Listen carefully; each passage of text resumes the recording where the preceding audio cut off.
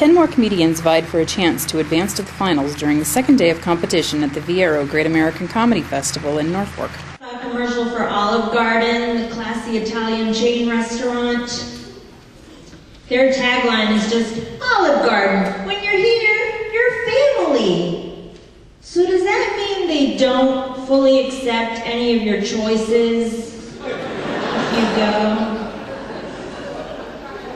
You show up on a date, and the hostess is just like, we think you could do better. I'm married a while also. She does this thing that I think a lot of women do. It seems like whenever a woman is telling a story to her female friends, they always make the guy's voice in the story make him sound like an idiot.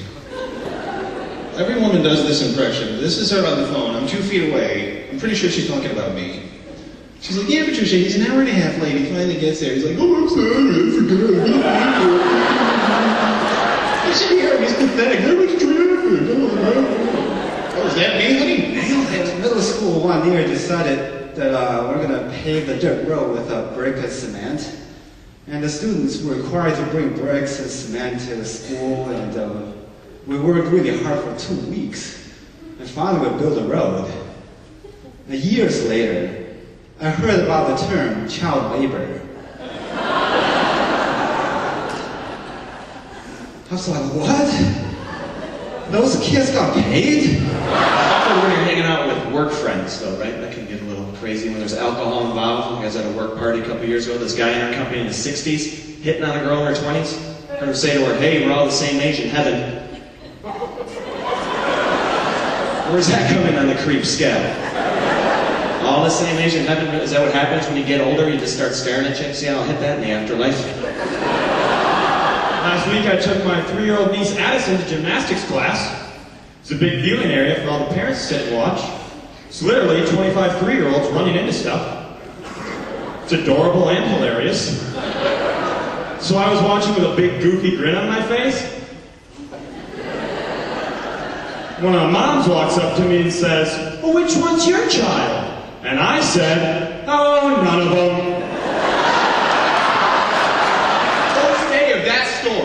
The Seattle Times runs an article with a picture on the front page of a dude who has gone ahead like Winter Rambo and strapped a briefcase to his back, and he is cross-country skiing to work. Way to go, jerk!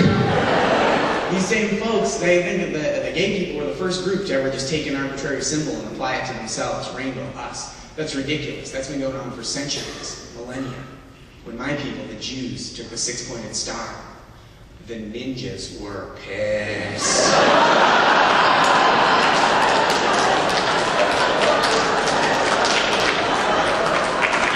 They're like, oh great, every time we kill from afar, people think we don't tick. This is perfect. There's not a murder in that news story they're talking about. They just go ahead and add a murder in what happened. It's kind of tick off the people who are actually in that news story, because you know they're watching. Fred Thompson and Sam Waterston are hashing out the case. Now, Jack, I'm afraid you're going to have a political firestorm on your hands here.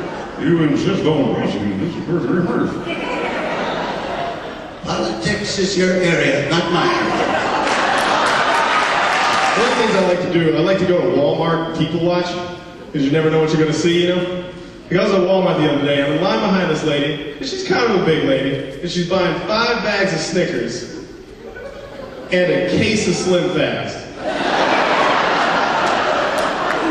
Like it was a magic potion. And you just know she's at home, like dipping the Snickers in the Slim Fast. That's a diet cheese. I just have really big teeth. I'm happy, like, yo, Mike, you're so positive about life. That's why you always smile at my guy. It's just when I close my mouth, it's uncomfortable. It hurts. You know what I hate? Windy days. As my gums get dry.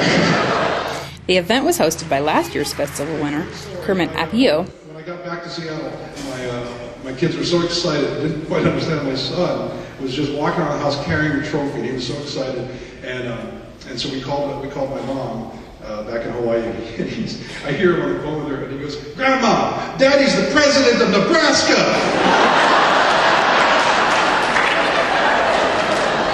So congratulations, folks.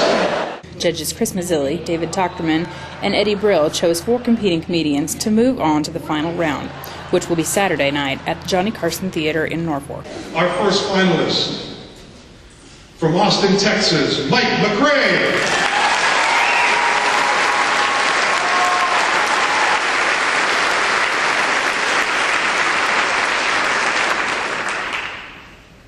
From Boston, Massachusetts, Wong.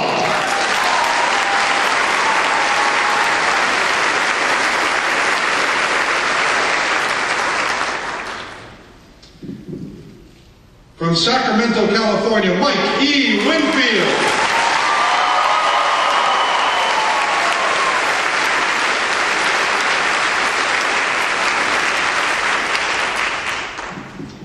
And your last finalist from tonight's competition, from Minneapolis, Minnesota, Amundson. For NorfolkDailyNews.com, I'm Catherine Harris.